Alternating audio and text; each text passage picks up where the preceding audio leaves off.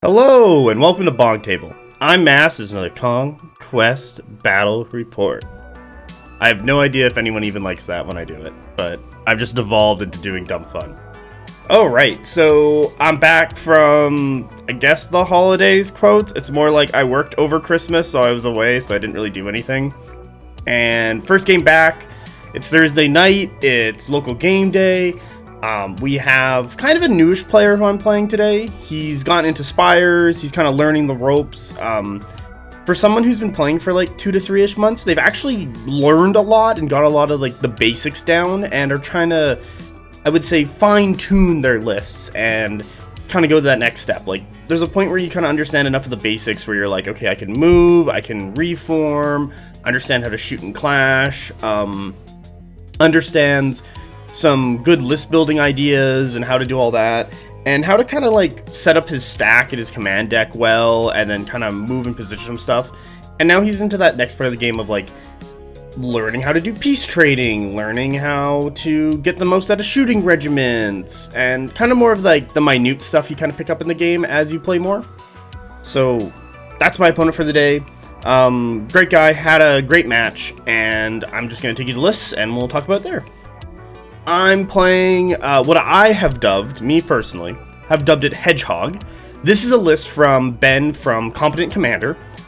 His YouTube channel should be out on January 1st. This is recorded before that, but this should be also out after January 1st, so he'll be around. To speak of some of Ben's accolades, he won Adepticon last year, he won the Mission GT. He's a really good player. You can find him on both the BonkTable Discord and the regular Conquest General Discord, or the International Discord as I've heard it called as well, where everyone kind of goes and has the melting pot of the internet. But this is his list, and I was talking to him and I'm like, hey man, what do you think is good in 100 Kingdoms? Because I'm planning to go to Adepticon and I want to stand a chance. And he's like, okay, there's a couple variants he's been playing, and he presented me this, and he was like, this has a lot of flexibility, there's a lot of stuff going around, there's a lot of activations, and the big thing about it is that there's 3 big bricks your opponent has to deal with, and if they can't, you kind of win, and it's all about just supporting those 3 bricks with like your shooting regiments and your Hellshield Knights, and keeping stuff off of them, so your opponent has to kind of fight the bricks head on one at a time, and that's not something you really want to do with a brick. Like, if you want to beat a brick, you kind of want to maximize your, I want to say like attack vector, but it's mostly just like get more shit into the brick, and it's really easy because the brick is big, and bricks are kind of slow. So I've played big brick boys before. There's some battle reports you can find, they're way back. I played it from, who did I play it into? I played it into Dwag, and I played it into Old Dominion. And the things I learned with bricks is that if you're playing a large brick, I'm going to say a large brick is 9, I would say like 8 or 9 plus stands. You need to plan out your turns in advance. You need to know where you're going, how you're going to get there, and you need to make sure that everything else is out of the way for the brick to get there. Because once the brick gets to the location, in this example, I'm going to use the zones or an enemy regiment, they're in a really good spot to do their work. The worst thing you can ever do to like a big brick is to bog it down with your own regiments and getting yourself in a way and causing like a big traffic jam. So you really got to think about how you're going to unpack your list. Unpacking a list is something I haven't really talked about like in the podcast, or I think not really a huge ton in any of these battle reports, simply because I don't play big bricks. It's like I have in the past and before, or like I'll have 1 big brick or something, but like 3 size 8 plus bricks is kind of like something I don't really do. In the 2 games that I did do it, I played them very poorly because I needed to play differently than what I'm used to. It's fine, I had to learn that. So unpacking your list is basically, you need to start thinking 2 to 3 turns ahead, and you need to start thinking, how are you going to get there? So stuff I was looking at was, I have Merc crossbows in this list. I got like 3 units of Merc crossbows and militia bowmen. They're kind of running around getting in the way, but if my bricks want to get into the zones, I need to make sure that there's clear paths and lanes of travel that the bricks can just go. Because once the brick gets there, it's good. And that's kind of like the unpacking part, is like, if there's merc crossbows in front of your big brick of like 9 stands, you can't just march 11 over the merc crossbows and have a clear landing spot. You will have to stack your deck in a way that you move the merc crossbows first to get out of the way, so then move your brick after, so you're not stepping on your own toes. And this is kind of the part I'm getting into of unpacking. And when we get into the actual game, I might explain it more of like why I put stuff there, why I activate things first. That's all about unpacking the list. And if you can achieve that, you'll have success with big bricks, because it's really all about making sure your bricks get to zones and get to enemy regiments. And the big one is zones, because you need to sit on the zone to score, and bricks are really good at that. Like the 8 plus Noble Lord, so the 9 stand brick here, got on top of that 6-inch zone, and like I had like one more move and I would have engulfed it at one point in the game. So there was no way my opponent could get onto it except for killing the entire regiment.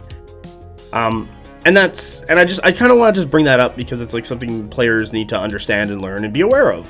And this is kind of the point of all these battle reports, is that if you're watching, it's to pick up my strategies and tactics and what I do and why, so that you can get better. That's it. Here's free knowledge. It's free. You don't even have to subscribe. I would like a subscription, but I don't really care. I do this for like fun or as a hobby. But this also improves my game, because I get to look back upon my games and figure out what I could have done differently, what did well, what could I have done better, what went wrong. Like, this is also a learning thing for myself as well, because I don't get very many games in comparatively to when I used to play War Machine. Like War Machine, I get 4 games a week. I'm lucky to get 4 games a month in. So it's a huge difference in level of amount of games I get when I play, Miniature Wargaming. There we go. So yeah, so talking about battle reports, making battle reports, writing stuff out, it really helps you internalize and analyze what you did and how you did it, and kind of makes you a better player, because you're just reviewing your work or what you did. All right, enough about the whole shenangle, shabobble. I don't know what I'm saying anymore, but let's get on to Hedgehog. So, I'm gonna explain the list, then I'm gonna talk about what Ben told me about this list, and we'll go from there. So, Hedgehog, Relentless Drills. This will be used finally. So, Relentless Drills gives you support +1. That's it. Full stop. Next, we have Noble Lord Warlord. He's got the Best of Men. So, any regiment within 6 inches of his stand gets to reroll 6s on defense rolls and clash. Pretty good, pretty nice. He's using a household guard, so they're always going to get it. And if there's anyone else close by, they'll get it. But Best of Men is a good supremacy. I don't think it's the best supremacy, even though it says Best of Men. It's like playing with it now, seeing my opposite 100k player in my meta. By the time this battle report goes out, there should be the faction swapping episode on the podcast goes out before this even gets out. So there's a gentleman on there. We brought in a guest called Colin. Great guy. He is my opposite in playing 100 Kingdoms. Really good player. We tend to swap what we're playing. What's really funny, like if I'm playing all horses, he's playing like big brick infantry. If I start going combined arms, he starts bringing some more horses. If I start going infantry, he starts bringing horses. Like, we kind of swap like that. It's really funny, and our meta hates it, because it's like they can never escape the nonsense of 100 Kingdoms. They're like, there's never a day where there's like a bunch of horses or a bunch of dudes, and they're just like, oh my god. So, yeah, I know he's used Best of Men. He's used Best of Men on me. Now I'm starting to use it. I do like it a little bit more than I initially rated it on the Supremacy episode of the podcast, but I still dislike it because it's just a 6-inch bubble around the Noble Lord stand. It's such a confined bubble that you're like, perfect world, you're getting like 3 regiments, one to his left, one to his right, and the one he's in, but they're going to be really close to each other, and there's very little wiggle room. And that's kind of why I dislike it. It's a very strong ability, re-rolling 6s on your clash and your defense, but I believe that bubble is just a little too small, and it's kind of sucky to use to try and get the most out of it with more than just the regiment he's in. And that's my issue with it. After playing with it in this game, I still stand by it, but I want to give it more props that it is a very good supremacy for what it's doing, especially if you are going more infantry focused in 100 Kingdoms and bringing that Noble Lord with the Household Guard. It is a contender for a good supremacy. So, what else we got in him? So he's got Tactical 1. You get to reroll resolve. I think you just get to auto pass a resolve. There we go. He's a weapon master, cleave 1. And Regalia of the Empire. Household Guard get inspired and can never be broken. So they're always inspired, can never be broken. He's in a unit of 8 Household Guard. So there's my first big brick. And you'll discover why I called the list Hedgehog after a while. So these guys, they got Standard Bearer, Arms Master, so if they have a Noble Lord in their regiment, oh look, I'm probably going to be doing that. They go up to +1 Clash, including the Noble Lord, so Noble Lord is going to be Clash 4. Household Guard are going to be Clash 3. Brigade of the Empire gives them always inspired, so now they're Clash 4 all the time. And Best of Men gives them reroll 6s on their Clash and Defense rolls, so look at that. They're Clash 4, reroll 6s, cleave 1, support 3. You are getting 31 attacks out of this unit if you are 3 ride and as many stands behind you as you could fit with your 9 stands. So you make a 3x3. You are getting 31 attacks. It's a lot of attacks. With 4s rerolling 6s, it is a lot of hits as well coming out. In the battle report, you'll see me just obliterate some stuff with these guys. Really good, like it a lot. Next thing in his warband, Merc Crossbows. They're Merc Crossbows, probably one of the strongest, cheapest shooting regiments in the entire game. And then he's followed up with 2 Household Knights who have banners. No upgrades, so they're Clash 2. But they are Defense 4, they are Defense 3 with a shield going up to Defense 4. So why do I have 2 non-upgraded Household Knights? And you guys kind of hear me talk where I'm like, I don't really like Household Knights if they don't have all their upgrades. Well, in this list, I'm not using them for all their upgrades. I'm literally using them as men-at-arms on horses. That is the flat statement here. I don't really expect them to do much damage with their impact attacks. I don't expect them to do much damage with their attacks because they're Clash 2. I don't value Clash 2 very much at all. Like, if you're Clash 2, it's kind of like, well, whatever. You better have something else going on for you, or you better be cheap as dirt. But what these guys do have going on for them is they are Speed 7, so they can keep up with the bricks. And they're Defense 4, so they can keep things off the flanks of the bricks. So, as you'll see as this game develops, the Household Knights are going to be going up the flanks of the various bricks in my list and protecting their sides and getting in the way. And also because they are faster than the bricks, they are very easy to just march charge into my opponent's regiment to just pin them, and the brick can casually walk up and get into my opponent. There is a time where my opponent brings up some bound clones, I just march charge with some Household Knights, and then I look at it and I'm like, well, I need to fight with a reroll. Well, I would normally be very scared and just want to march charge, but I already got them pinned by the Household Knights, so I don't really care if I fail. So I just rolled it, re-rolled it, got in, I was like, okay, sweet, now do all my attacks. But that's the really nice thing about the Household Knights in this list, is that you're not using them to be the damage, you're literally using them to protect the sides of the bricks and to just be in the way. And once the bricks clear a zone, and then you're kind of starting to push into your opponent's side of the table, you can leave the Household Knights back in the zone and just score zones with them. Like, they're great for that. They are, in this instance, men-at-arms on a horse, and they do exactly that. So, good job, Objective Chud Household Knights. You're doing your work. And that's the Noble Lord's Warband. So, next thing we got is the Imperial Officer. He's also the Warlord. Rapid Deployment. Vanguard to all infantry. Everyone in this list is infantry except for the Household Knights. So, very good, very strong, exactly what I want. He's got Brace for Impact on your feet, Bastion and Double Time on the regiment when they activate, and he's in it. Sweet. Tactical 1. Auto Pass Resolve. Yay. 2 units of Merc Crossbows. Once again, really good shooting unit. Unit of Militia Bowmen. Cheap chaff. These guys are never suspected to shoot. They're expected to just get in the way and be annoying. And they did that job well.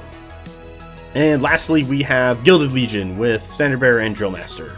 There are 7 stands of Gilded Legion with the Imperial Officer, so that's going to make 8. And then that's going to be a really mean brick to deal with because they're basically Resolve 5, and if they activate before anyone else, they're going to go to Defense 4. They do have 4 wounds each, but they do have like that pike formation, so they can take charges really nicely. They have Iron Discipline, so they can get charges, like they can attack out of the side with full efficiency. There's some good stuff going on with them. They're also Cleave 1. They got 5 attacks in the front, but once again, support 3. You're just going to be outputting a ton of attacks, I think. What do you got here? 5, 5, so that'd be 6. Don't make me pull up the calculator for this, my god. Plus 1 for the leader. So 26? Is it seriously 26 attacks? Run 3 wide, but I had the... It's like 30. Yeah, still a good amount of attacks. They're...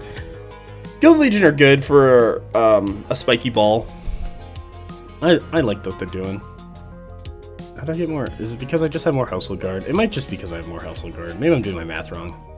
I don't really care, but the big thing here is that Gilded Legion are a very solid, good, another anvil, spiky brick boy. And you're kind of starting to see why I named the list Hedgehog, because Household Guard have spikes, Gilded Legion have spikes. What's this? A Theist Priest in Militia? Oh my god, they have spikes as well, and oh my goodness, they're support 3 as well. So, let's start with the Theist Priest. Not a Warlord. I dislike his supremacy the most out of all of 100 Kingdom, because it is... it's too slow on the tempo, and then you have to give everything to vote. There's too many problems with it. But, he does have an Elysium Fragment. So I do have a Smite meme bomb in here. I'm going to explain the Militia and the Theist Priest, and then I'm going to get into talking about what Ben told me about this, to kind of change my perspective a bit on the meme bomb build. So, first off, he has Elysium Fragment, he has Focus to reroll 2 failed dice, and he has Arcane 1, so he's a Priest 6 with reroll 2 fails. That's actually really good to get all your spells off, because what you're mainly doing with this guy is that you're probably going to be either casting, I think it's Saint's Favor, what gives you +1 defense or +1 evasion, or you're going to be casting Heavily Blessing, what's going to give bless to a unit, or you're going to just be Holy Firing. Like, the Theist Priest is really good because he has a spell for every point in the game. He is either buffing people's Resolve or giving them Inspire. He is buffing people's defense. He is giving out Blessed. He is shooting his Holy Fire gun at people. Like, he has a lot he can do at any time in the game, as well as he's a medium and a light regiment, so he can score with his regiment. What's really nice. I do like the Theist Priest. I just sorry, I'm gonna repeat myself. I just dislike Militia because I just find they die in droves. Oh my god, do they ever die? So let's go look at the Militia. Defense 1 with a shield. So you're defense 2, and if there's any cleave, you're basically dead. They're Resolve 2 base, but I have a Servite. I think it's supposed to be a... What the heck is this? Servite? Alright, it's a Servite. I learned that today. So the Servite just gives you +1 March, getting up to 6, so it's really nice. And +1 Resolve, getting to Resolve 3. He also gives it to the character, so the character isn't slowing down the regiment. Nice job, PB, clarifying that. What's really good. And they have a Standard Bearer. So turn 1, they're running like 19 inches up the table. It's really good. And what you're doing with this unit is that you're going to kind of be using them as kind of like a big chaff clearer, or they can kill a medium, surprisingly, because what you do is you just give them Bless from the Theist Priest, and because the Theist Priest is devout, he gives the regiment he's in devout, what means the scaling is -2. So you need, instead of like +2 successes for like 4 successes, you need like 3. Makes it really easy when you're Arcane 1 with Focused, because you get to reroll 2 fails. So getting Blessed off on these big bricks is actually viable and doable. Let's talk about what Ben told me with the Elysium Fragment. So when you're playing this list, and you'll see me do it in the actual game, is that you have the Theist Priest beside the Household Guard, or the Gilded Legion. Probably mostly beside the Household Guard. And what they're doing is that they are supporting each other, first off covering each other's flank, Second off, hopefully you're better at positioning than I am, and you put your best amend bubble to catch both regiments. And thirdly, you use the household guard to pin or attack a regiment or make your opponent attack them first, and then you use the Theist Priest with the militia blob to then draw the Theist Priest, declare the smite, then draw them, then bless the militia, then draw the militia, charge in, their Clash 2 base, go to 3s, reroll 4, 5s, and 6s because of blessed, and just roll a ton of dice, re-roll it, and just have a bajillion attacks go through and wipe out a big unit. It is once per game, but it is very destructible, and if you are supporting each brick with each other, you can kind of force your opponent into a bad spot where it's like, they're damned if they do, damned if they don't. Like, if they're trying to get to the militia, they have to go deal with Household Guard. If they're trying to get to Household Guard, they're going to get hit by the militia. And these two regiments basically hang out with each other and support one another. So they'll be covering each other's flanks because you don't want to get side charged. And then you're using the Household Knights on the other side to cover the open flank. And you have the Merc Crossbows and Militia Bowmen running around to kind of cover your front so that you can peace trade properly, because this whole list really kind of wants to, how do I say this?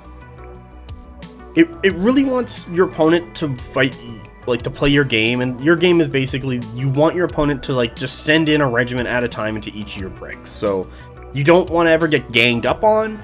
You want your opponent to kind of fight you. You can start rotating your Merc Crossbows at certain points so that when your opponent just try and charge and kill Merc Crossbows, they're now opening their flank up to your bricks so that you can just charge them and kill them. And you really just want to put your bricks on the zones and say, hey, come get me. But hey, come get me is also, you have to get through the Household Knights, you have to get through the Merc Crossbows. There's all these couple things just in the way. And as we get into the game, I'll kind of explain why, like, the positioning for that and the unpacking, like I mentioned earlier about the list. And with the Theist Priest, I kind of like broke down the Elysian Fragment, but because you have like two other really big bricks and a bunch of chaff, you can just put the militia near the bottom of your deck. So like when I was doing my deck stacking, it was Theist Priest, Household Guard, Militia. Those were like my last three cards, because depending on what was going on, the Theist Priest was either going to bless the Household Guard, shoot off his gun, bless the militia, declare, Smite Bomb. Then I would have had my Household Guard go and do whatever they're going to do. And then I was going to have my militia go and do whatever they're going to do. But it was basically, I was making sure that I knew the position of everything by the end of the game before I went and did those steps. And that's why I put the Theist Priest first, so I can get out those buffs. Household Guard, because maybe my opponent is kind of trying to do some wacky stuff, like maybe they're trying to outplay me or something. Well, now I have another card before I get to the militia, but if I'm seeing like, oh, I'm probably going to have to bless the Household Guard, or if I have to give them +1 defense because they're going to get into some fight, like I can do that. And then I have the militia. So, yeah, that's kind of that. With that, I'm going to slow roll my rules for everybody. Just pause the video at any time.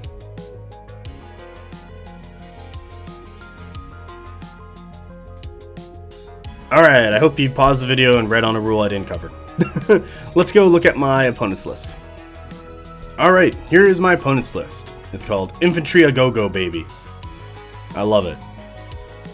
My opponent is running a High Clone Executive Producer with the Bionic High, Burrowing Parasites, Infiltrator variants. This basically just gives him a really good gun. It's Armor Pierce 1, Barrage 8, Range 14, Rapid Volley, Deadly Shot. He's also Cleave 1 and Flawless Strike, so if he ever rolls a 1, it's a smite. He's got Tactical 1, additional Neuroreceptors, and he has Disperse, which gives you a Loose Formation. Wow, a Loose Formation shooting High Clone Executive Producer? Where's this guy going? Oh my god, it's the Vanguard Clone Infiltrators. He's running 5 of them. We talked about this regiment. He kind of puts them in like 3 in front and then 3 in behind, and I'm like, you're not getting shots out of the guys in behind. But he kind of runs them up, shoots, and then he like reforms so that there's 2 in the front, and then, how do I explain this? I can kind of explain it better when you see the photos, but basically he reforms it 90 degrees in a 2x3, and then he starts like just running his march value like in front of everybody in his army and just kind of like shooting out his side, kind of like a drive-by. And I was like, okay, well that's a thing what's happening now. I still hate these guys, but now I guess I have to chase you across the table.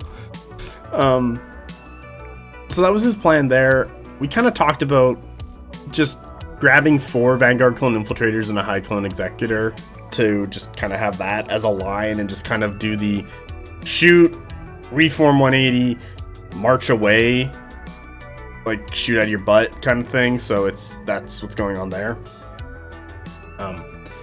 He's then got Vanguard Clones with Assault Preceptor, so he just gets more attacks and he gets to reroll the Clash on the command stand. Sweet. Bound Clones. They're Objective Chuds, they're Bound Clones. Lastly, he's got 4 Marksman Clones. I hate these things, they're super annoying, and I do end up dealing with them kind of, like, it's pretty funny how I get to them, and you'll see it in the photo where I'm like, turn 1, I draw these guys, go! And it's quite the way to deal with Marksman Clones. But that's his High Clone Executive Producer Warband. Next, we're going on to the Biomancer. The Biomancer's got a ton of healing stuff going on, so I'm not exactly sure what... Oh, these are his Biomancers. I thought these were his upgrades.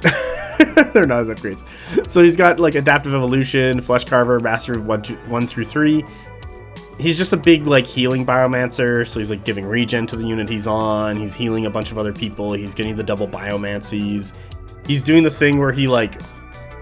Biomancers, draws a card, activates it, swaps it with the bottom card, does it again, and he like gets 2 activations off, so he's doing like a minor High Clone Executor supremacy, and it's super annoying.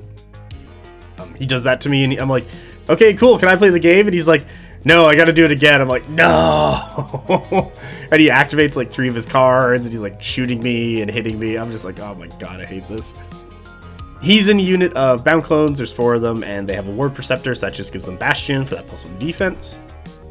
Next, he's got his Warlord, who's the Lineage Highborn, so he gets... what does he get? It's a Sovereign Lineage. I believe he gets Superior Creations, so he can get Superior Creations. He gives Superior Creations to the Avatara, so they're Clash 3 instead of Clash 2. Really nice. He's got Legacy of the Arcs. He takes like 3 mutations. He's got Pharomatic Overdrive. Pharomatic Overdrive is when you draw this once per game. When you draw the character, you can do an extra march, clash, or volley with the regiment they're in. Most people, when they do a lineage highborn in a unit of Incarnate Sentinels, they usually draw the lineage highborn, do the march, then draw the Incarnate Sentinels, do a charge clash. Really easy, really nice. I know about this from my was it my first battle report? No, I think it was battle report number 3, actually. So my 3rd battle report ever was a local tournament, and the Spires player round 1 did this to me, and I lost like 6 stands of Steel Legion. It really sucked. So I was very aware of what this draw event does and what it could do. Not gonna fool me twice, the Lineage Highborn. Cascading Degradation is everyone in his regiment gets Aura of Death 4. This didn't really come up because he didn't really get in there, and when he did get in there, he just killed the things that he was in combat with, so yay! Once again, Avatara, they got Superior Creations, so you have to Clash 3. They're basically Household Knights. It's the best way to put them. Then he's got Incarnate Sentinels. They are way better Household Knights. No. They're just Clash 3 base, 5 attack, 6 wounds, defense and resolve 3 with evasion 1. Resolve 3, defense 4, cleave 2, impact 3. This is just a really good beat stick unit, and he has a Lineage Highborn in there, so they're also going to be doing a lot of work. That's really my opponent's list. I don't have a huge ton to say about it. We kind of talked after about making those adjustments with the Vanguard Clone Infiltrators. Maybe he should put move some of the points from Vanguard clones to the Marksman clones and get like 5 stands, and put the Vanguard clones to 4 with a High Clone Executor. Maybe move around some stuff for more Avatara, or just like chaff units, like kind of like that stuff, like little tweaks and adjustments. So, but with that, we're just gonna slow roll my opponent's rules, and you can just pause the video and read them at any time. There we go.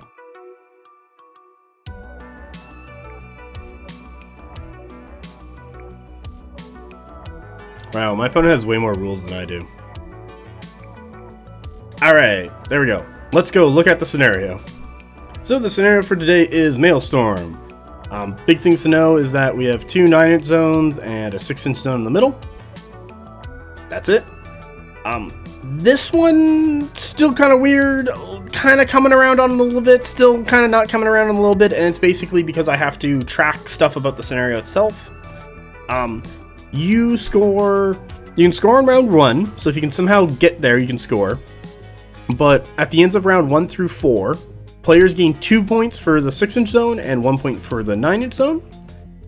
And on turns 5 through 8, you get 1 point for the 6-inch zone and 2 points for the 9-inch zone. And then it switches back at turns 9 and 10. So then it goes 2 for the middle, 1 for the side. So I've explained this before, but if you basically take and control both Niners for the entirety of the game, and your opponent takes and controls the middle, you're just gonna win. Like, they can't outscore you, because on the turns that you're scoring 1 on each of the 9s, they're scoring 2, so you're balanced. And then when you start scoring 2, they're scoring 1, so they're gaining 1 point to your 4 points. There's no Warlord kill, there's no kill points, so I do like that about it, but that flip-flop happens. So at that point, your opponent, if they control the middle, will have to swing around and try and pick a side to take over. In this case, I know for myself, I basically just took over like 2 sides really quick and was like, okay, cool. And just kind of held on to those. So there is a bit of strategy on here, but I really find it's just like maybe add a more I don't want to say beginner, I feel like that's rude, but like on a more introductory base into the scenario, people kind of tend to just run various stuff to all 3. Like, if you have 9 regiments, you're just going to run 3 to each zone each and kind of see if you're going to win any fights. And there's a bit of me what's like, maybe you should just focus on 2 of them and just secure and lock that down, give it to your opponent, so that when you secure and lock down those 2 scenarios, yeah, they're going to have a bit of an early score lead on the one that's remaining. Actually, I'm going to circle that in green. There we go. But now you control 2 to his 3, and when you're doing that flopping of points, you're still scoring more than your opponent, and you can start swinging your stuff around to go fight your opponent. Like, just turn and hold right there. I'll just put that as a different color. Do it as yellow. Ooh. There we go. So these guys can start swinging around. These guys just kind of turn and hold, and then you just kind of bring the rest of your list to your opponent that way. Conquest is kind of a weird game in the fact that how the reinforcement mechanic works, because there are times where you don't bring stuff in, stuff kind of comes in later, or you decide to hold stuff. You can kind of just outplay and outguess your opponent by just holding stuff in reserve longer to kind of see where they're going, because once stuff gets on the table and wants to start moving around weirdly, unless it's like March 7, has some fluid formation, it's pretty quick, stuff like that, it takes a while, maybe double time, I'll use orange, it takes a while to get from one side of the table to the other to be relevant again. So there are times in the game where just by holding back your stuff, you can kind of make your opponent's things irrelevant for a large portion of the game, and then reinforce yourself. I'm going to use black. In the areas that matter to kind of punch through and score some points. Once again, terrain is really fine. I have nothing to say about terrain on scenarios anymore, and I'm probably going to stop after this one, unless something changes and then I got to be like, complain about terrain. But I find the terrain changes for a scenario where you can put terrain that's not a garrison or obstruction in a scenario, and as long as it's not covering the middle, like where the center point of it, like the zone is, you're good. So with that, let's go look at the table. Here's the table for today's game. Once again, we got our 9, 6, what is this, 9? Ding! We have 3 forests on the table. They are all hindering and obscuring. I don't know if I can... Oh, no, here. There we go. And I'll use the circle. Yeah, I'll do it. There we go. There. Ho, ho, ho, ho, ho. It's Christmas time. So, if you're a medium or a heavy and you charge through that terrain piece and you have more than your... What is it?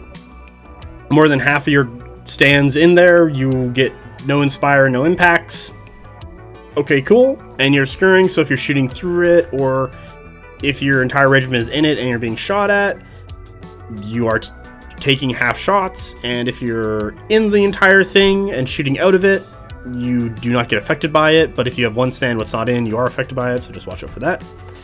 We got a size 2 building over here. Bloop, bloop. Size 1 building over there. Those are just obstructions, so they just get in the way. Size 2. Defense 1. Actually, no, it looks terrible. There we go. And what did we say? We said 4, so it takes up 4 stands. Piece of garrison right there. And lastly, -1 clash. That looks weird. -1 clash water. So if you have more than half your stands in that sucker, you get -1 clash, so have fun. And that's really it. Not a whole lot to say. Things that really come to mind is that this garrison splits the table a bit between everyone to the right of it and everyone to the left of it. So you kind of have to pick how much stuff you're going to really bring in. This piece of obstruction, building, whatever you want to call it, didn't really affect me because I have a huge amount of the table right here that I can just kind of run along in and do my stuff. What's really nice. I do have to watch out for that water train in the middle and the forest to make sure I'm not kind of screwing myself over, but it's really not that bad. Once I get a regiment kind of up and over this way, they'll just, like they bend, I'm kind of fine controlling that zone. This zone in the middle is really easy to get to. Like, it's just kind of run stuff up. And what else? For my opponent, I believe this building back here, the size 2 one, might have been kind of a pain, just because he has to split himself around that thing to get into this zone and kind of get there. So the zone on the right's a little bit locked down, but it's a little easier for me to get to it than I think my opponent. So yeah, that's the table. Let's go look at turn 1. Here's turn 1. I get all 3 of my crossbows and my militia bowmen. My opponent has 1 light in his list, and he decides to not bring it on this turn. So I just run everyone forward. My plan here, I was kind of trying to figure out where I'm going to put my bricks, what am I going to do with them all, where I'm going to put stuff. And I kind of decided that my big household guard brick would be going for the middle. My Gilded Legion brick would either be going on this right side or this left side. But as I thought about it more and reminding myself, the words of Ben is that you want the militia and the household guard to be beside each other. I was like, okay, the Gilded Legion brick is then going to be going on the left to control this zone. What's fine because they're pretty good just being on their own and kind of taking and holding something. Especially with Household Knight support, what I will eventually be putting over there to cover the flank. And then I'm looking on the right side, okay, where's my next big brick going? I'm like, well, I want to get in that zone, but it's like, well, I could also just use Household Guard to kind of score it. Or not Household Guard, Household Knights to score it. So the militia can kind of go up beside the Household Guard. I didn't roll their dice, so they didn't get on. Like, I rolled a 6, and I was like, they're not going to come on this turn. Yay. So yeah, that was kind of that, and that's kind of like my thinking, and I'm already planning it out turn 1. So now we're going to go back to the various units of my crossbows and militia bowmen. The right side zone is kind of weird just because of that building I talked about and how to get into it, but I can get there. Except because my militia want to be hanging out with the household guard, I can't just bring my thieves priest over there and still affect the household guard. So I'm like, what am I going to put in there? I'm like, household knights. I'm like, well, when are household knights going to get there? I don't know. Well, let's just throw some militia bowmen up into that zone and just kind of hold it off. So the militia bowmen are eventually going to get to around here and just kind of sit around and just do nothing. Okay, so what about my merc crossbows? Because I need the merc crossbows to keep going forward so that I have spaces for all my bricks. Well, this merc crossbow can get into the garrison, or hide behind the garrison and just kind of take side shots out if need be. So that was fine with me there, so they're good. The other two merc crossbow units, I'm like, well, eventually I want you past... not like that. I want you kind of past this line about here. And I kind of want you guys shooting. I kind of maybe want you to just run in, get in the way, and just kind of give the bricks time to set up and do their charges all nice. And just cause problems for my opponent. Like, because of the Vanguard and my list being predominantly infantry, I shoot up the table whenever they come out of reinforcements very quickly, and I put out a strong presence. So that's my game plan for turn 1, and I'm already thinking about my next couple turns. So there's the unpacking of the list that I mentioned during the list building step. So let's go to turn 2 and see what my opponent does. Also, before we go to turn 2, this is a sweet-ass vial. He carries all his wound markers in there, and I kind of want one, but also I don't want to put that in my bag, but it's sweet as fuck. Okay, now let's go to turn 2. Alright, here's turn 2. So, I only get my household guard. You can see him right there. My militia, I rolled a 6, didn't get in. My 2 household knights didn't roll 2s, they didn't get in, and so I'm like, okay, whatever, not the end of the world. My opponent brings in a unit of bound clones right over there, his unit of marksmen's right over there, and his vanguard clone infiltrators with the high clone executive producer right over there. So it's like, okay, who's going first? It's like, I think I win the roll off. I draw a character, he draws a character. I check 27 inches. I then move my militia bowmen outside of it by like half an inch, so that I think they're like back here, and now they're just like up there, but they're half an inch out. So wherever he puts the marksman clones, I'm fine. He then brings up his bound clones. He's just running them forward. I'm like, okay, cool. I then bring up these merc crossbows who hang out at that 27.5 inch range, and I'm also checking where I can put bricks, because I know my bricks are going to be moving 16 inches. 5 for first march, 6 for second march, 5 for third march, so 16 inches. So I need to make sure that space is available for me, because I really want to know where my opponent's going to make sure that my bricks are going in the proper spot. So I'm just burning shooting cards and characters and stuff before the brick goes, because it's kind of hard to turn a brick and do weird wanky stuff unless you're charging with them.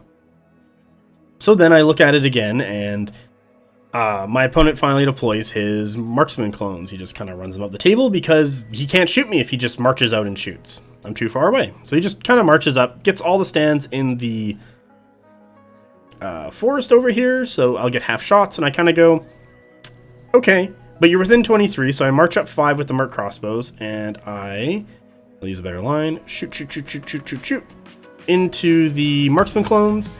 Even with half shots, I get 3 successes on volley 2, and I kill 3 of them. I'm like, okay, sweet, doing work on the marksmans. This is what I want. And next turn, I got more shooting coming at him, so hopefully I can start picking off the marksman clones. He then activates his final regiment, and he just triples march the Vanguard clone infiltrators up here. And my merc crossbows over here who haven't moved, just shoot. There's the line right here. And they just shoot into the Vanguard clone infiltrators, and I do like 2 wounds because, you know, it's half shots again because they have the disperse for loose formation. But I'm kind of like, I don't really want to go into the garrison right now just because it is a death trap if I go in there. But I can go and still hide behind the garrison and get some work done. My opponent's looking to kind of take this objective, kind of shoot me up, kind of do some stuff like that, but I'm kind of in a spot where I'm really threatening the zones, and he's just getting on the table. But he does have the offensive capability to kill my merc crossbows, to kill my militia bowmen, and start putting work into one of the bricks. So The next thing I really want is I want the rest of my bricks onto the table. I want the Household Knights on the table, and then with that, I can really support the bricks, and the Household Knights can just run around and be annoying, and I can get into my opponent. But he's kind of staying back because he really hates Merc Crossbows. I don't blame him, but Merc Crossbows just die when you do stuff to them, like when you just shoot at them. So it's kind of funny that way. But with that, that's turn 2. Nobody scores. Let's go to turn 3. Here's turn 3. As you can see, I got my Household Knights and Gilded Legion, and my Militia automatically come onto the table. That leaves 1 unit of Household Knights back in reserve. Not the end of the world. My opponent gets the rest of his list, so, you know, he's got his Incarnates, he's got his Lineage Highborn, he's got these Vanguard clones, he's got the Biomancer and the Bounds over there. So the first thing I start doing is I start putting my shooting regiments onto the table, start doing stuff. So this shooting regiment takes a shot at these marksmen, Lineage Highborn, not Lineage Highborn, the Lineage, nope, I know their names, the Avatara, see, did it, got it eventually. The Avatar aren't there yet, but so my not my marksmen, my god, too many M's. Merc Crossbows, they just walk up 5, shoot marksman clones. And the only reason I do that is because there is a little lip right here, and the Household Guard can just run in behind, right up on the butt of those Merc Crossbows, and best way to put it is start scoring that zone. And that's exactly what I do. Next thing my opponent does is I believe he has, I want to say these Vanguard clone infiltrators do like a reform, march 6 that way, shoot into the side of them at crossbows, killing half of them, and I was like, okay, cool, whatever. Then I have my other unit of Merc Crossbows. I don't even remember what the hell they do.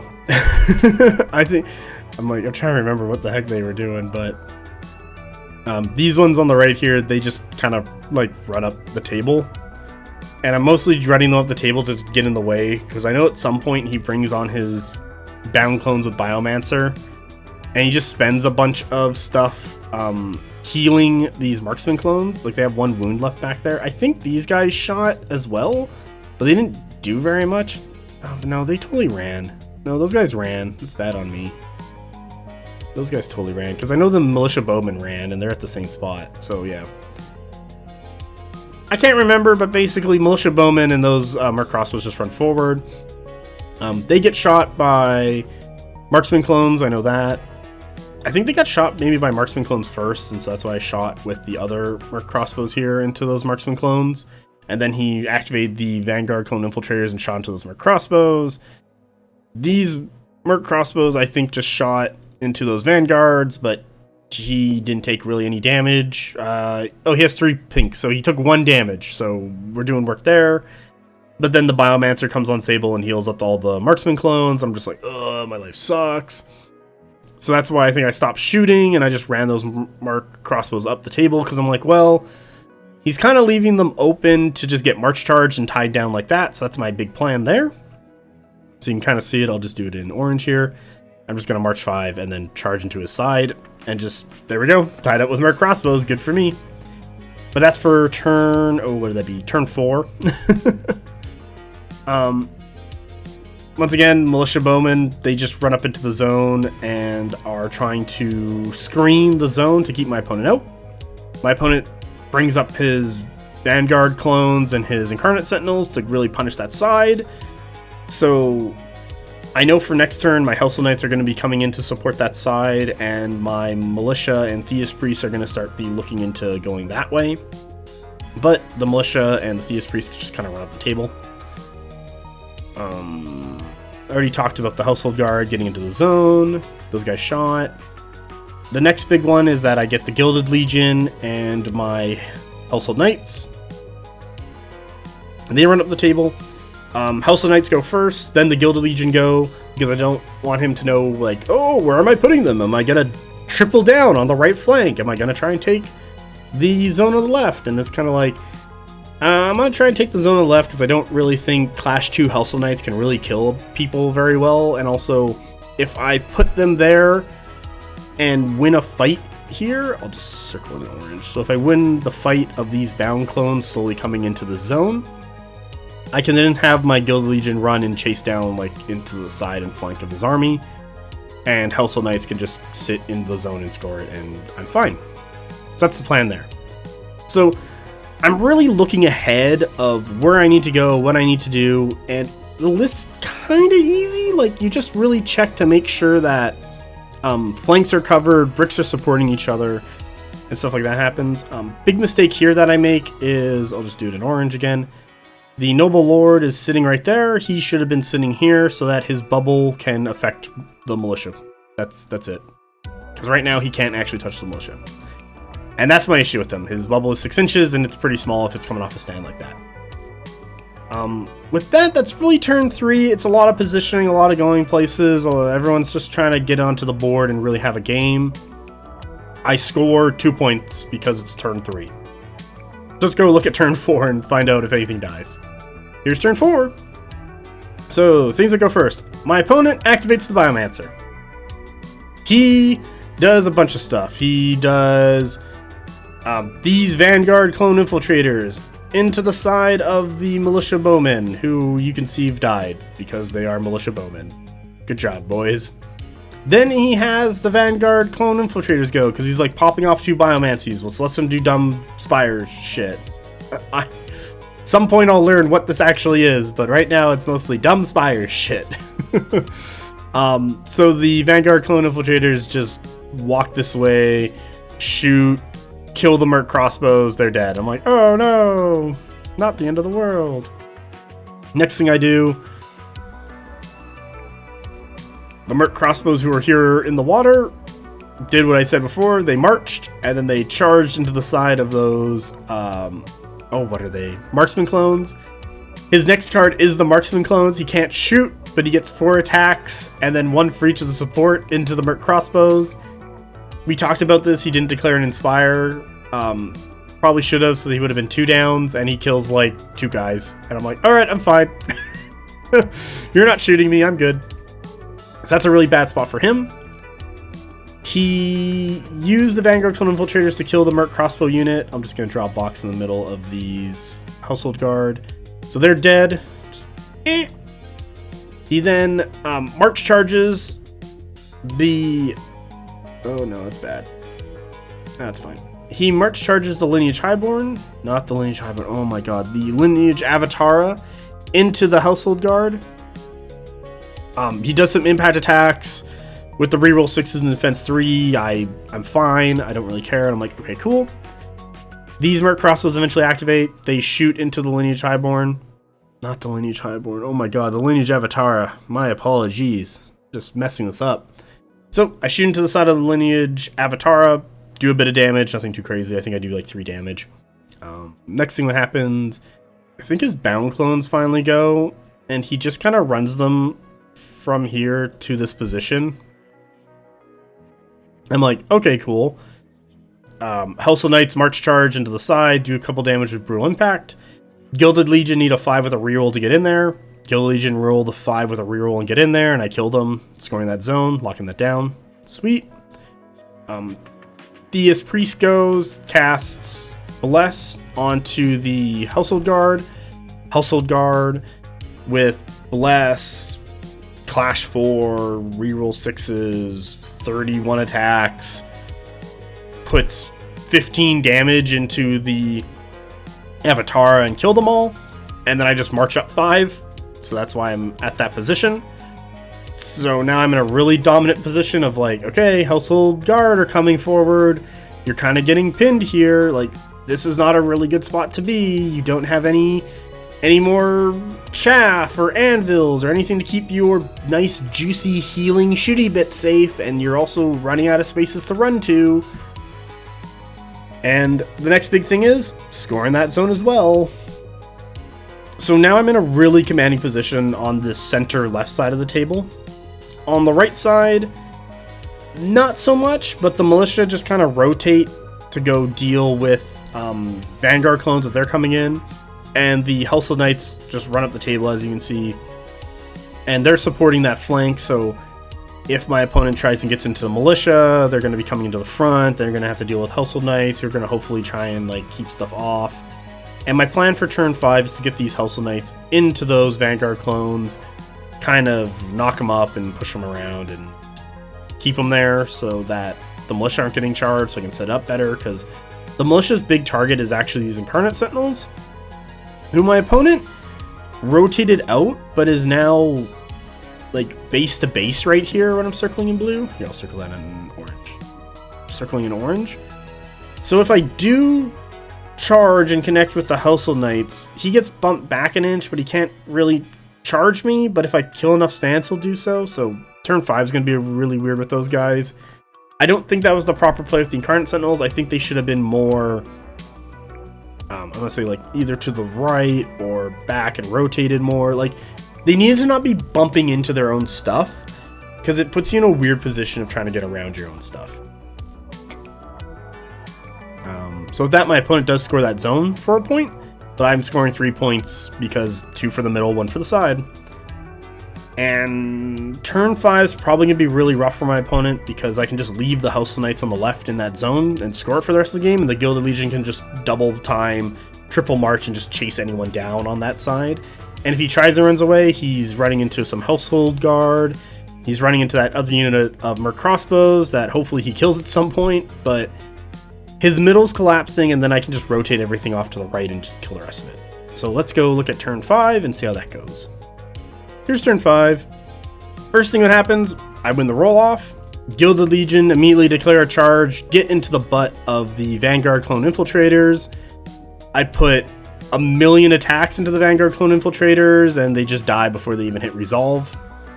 My opponent activates his Biomancer, tries to Biomancy, ends up not being able to Biomancy because his next card is a dead unit, and he can't do his, like, shenanigans of activating 2 regiments off a Biomancer. So I'm like, aha, I got you. So his Biomancer just kind of fails. I think he does a little bit of healing, but nothing too crazy. I don't think anything here was actually hurt, or he healed the 1 wound on this stand. I then activate my Household Knights who were here. They charge into the Vanguard clone. Yeah, they're just Vanguard clones, so they're just charging Vanguard clones. Just do that. I kill a stand. I bump the Incarnate Sentinels back 1 inch. Not the end of the world. I think I have Merc Crossbows here go. They clash right there. You can see, like, they kill 2 stands, broke the unit. Marksman clones go. Rally, clash back, break my unit. Do 2 points of damage. That's great. Bound clones eventually go. They just reform and kind of back up, and they're just trying to run away. That's a terrible arrow.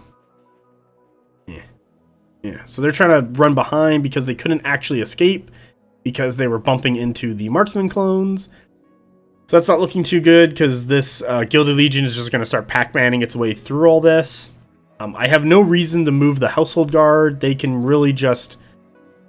I'll use green. They can just encompass this zone more and keep scoring it. These Household Knights are scoring there, so I'm not worried about that. My opponent combat reforms his Vanguard clones.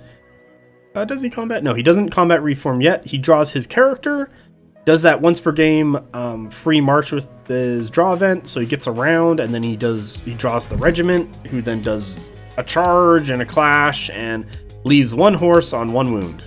Sweet. Vanguard clones then reform, so that's why that's bad. That's why you can see this tray like this. Then they clash and they do the 1 point killing off the horses. Theist Priest casts Bless on his own unit. Bless. I'll put a B there. Done. And then they just charge into the Vanguard clones, and I just kill them all. Like, I don't think I took the water into account. I might have forgotten just because we were kind of wrapping up the game at this point. And I might have more than half on the water there. Those 3 probably aren't. Like, I might have 4 or 5. Like, but I don't know. I have Bless, so even if I was Clash, so what am I? Clash 2, Inspire to 3, go down to 2 with Bless. I'm probably still doing it. They were on like 6 wounds left, and I just kind of went through and killed them all. Yeah, so I'm not super worried there. So if I did forget it and rolled 3 instead of 2. That's my bad, but my opponent only had like 6 wounds left on that regiment and was kind of like, here, have 30 attacks. Like, I'm kind of taking you with less. Yeah, that's really it. So at this point in the game, we can kind of see the writing on the wall. The store is also kind of closing, so we're like, oh, we should probably like call it and pack everything up. I score my another 3 points. My opponent on the left there, sorry, not on the left, the right doesn't score anything because we're contesting each other. He's got 2, I got 2. We kind of talked about like what the next game, like what the next turn would be. He's in a really poor spot because the Theist Priest, I was thinking of putting him on top, like Theist Priest into Militia. I'm like, but on my drive home, I really thought about it, and it's like, no, I should put in the Theist Priest and Militia last, like I've been doing, because then I can know where his Sentinels are, like his Incarnate Sentinels are going. So his Incarnate Sentinels, if they decide to reform and charge into me, they're only doing impacts. Okay, whatever. Militia can die, that's fine. But if he decides to just run off, I can kind of check if I can chase him, because he's not going to have enough distance to get through this gap between the edge of the board and that building.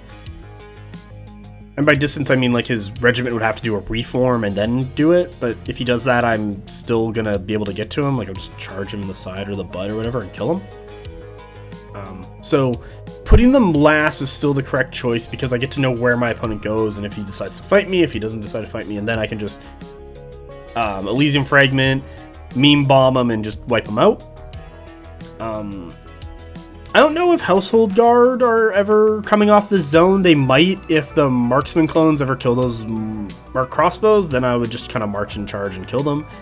But even then, I don't think they're ever coming off that zone, because the Guild Legion are free to just move over and Pac-Man their way through the Biomancer and the Bound clones and the Marksman clones, and it's just going to be really rough for my opponent. So, I'm declared the winner. And let's go look at the score. Here's the score. My opponent scored 1 point.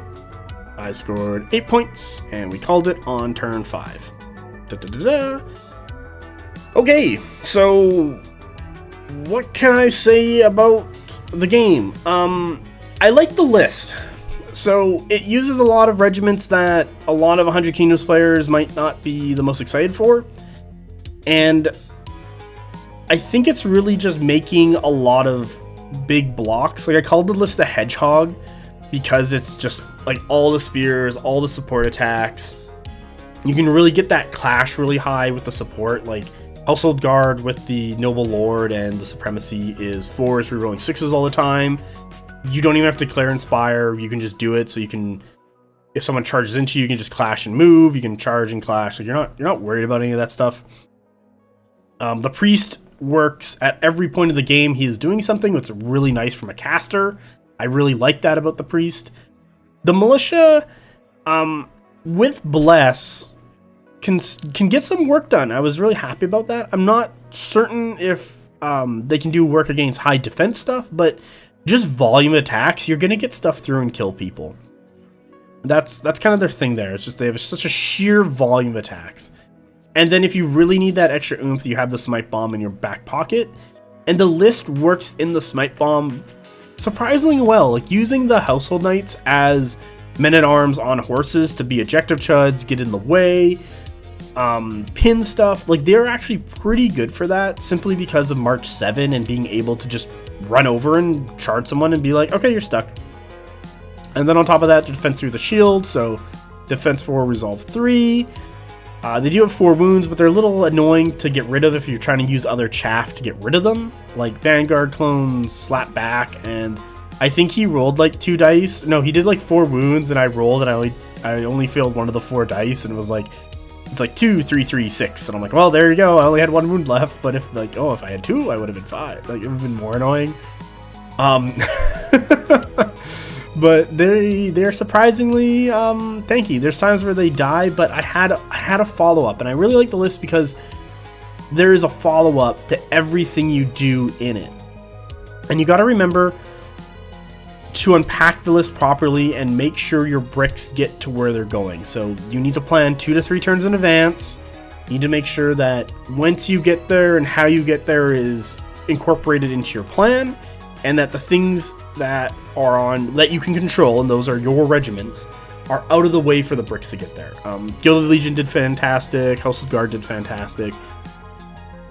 I can't really comment on the Militia and the Smite Bomb, just because I never got to use it this game. I'm hoping my next battle report, I plan to rerun the list because I'm lazy and I don't want to swap up my bag, but also because I want to get the setup to Smite Bomb. I want to do it. I want to really see how it is, because it's something that I've talked about before, where it's like I don't value it very much, but I don't really play it, so I can't give it a certified opinion, basically. That sounds weird. Like I can't critique it to the level that I want. Like on paper, I have my opinions about it.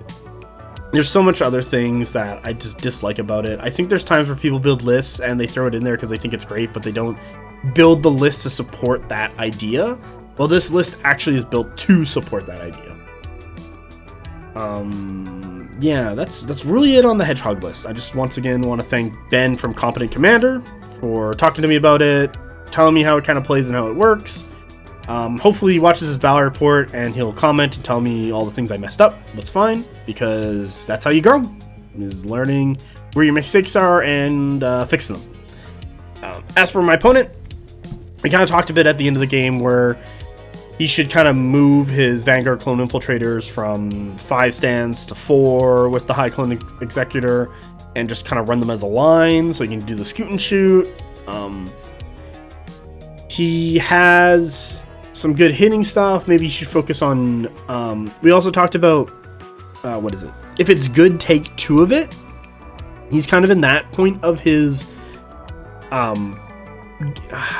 guess his conquest career, where he's learning what's good, he's understanding it, he's using it well, but now he's like, okay, how I'm gonna get better is kind of like, okay, these things are working really well for me, I should just take more of them because they're working really well. So kind of talked to him there about, like, you should just run 2 High Clone Executors and 2 units of Vanguard clones and Marksman clones. And I kind of talked about Carl's list on the last TTS game that we played, I don't know, in like September or something. Carl was playing like the shooty list with chaff, and he was basically just using his guns to kill everything, and then a unit of Incarnate Sentinels as his last like oomph punch. So that was doing really well, and it was kind of like, what worked well, what didn't, swap it out and try again. And it's really just playing the same list over and over and over again. It might suck and you kind of get bored of it, but it really helps you learn the game, learn what your stuff does. Because the first thing you need to do is learn your rules, learn your list, and then you have to learn the rest of the game. Well, you could say your opponent's list, then you the rest of the game. But that's kind of how these wargaming things go, is that you gotta learn what your stuff does. You gotta learn how your list plays. You gotta learn what your opponent's doing, and then you kind of get better that way. He's a really good guy. He was fun. I enjoyed the game with him. And yeah. BonkTable's got a Discord. BonkTable's got a podcast. You can find all those things in the description below. I don't really say this very often because I'm more in the boat of, if you like the content, you'll just like and subscribe on your own. Like, you don't need to be told or reminded or comment or any of that stuff. But if you want to, go ahead. I don't do this often enough, I have found, or have been told. So yeah, I'd appreciate it. But thank you for watching, and I hope everyone has a great day. Bye!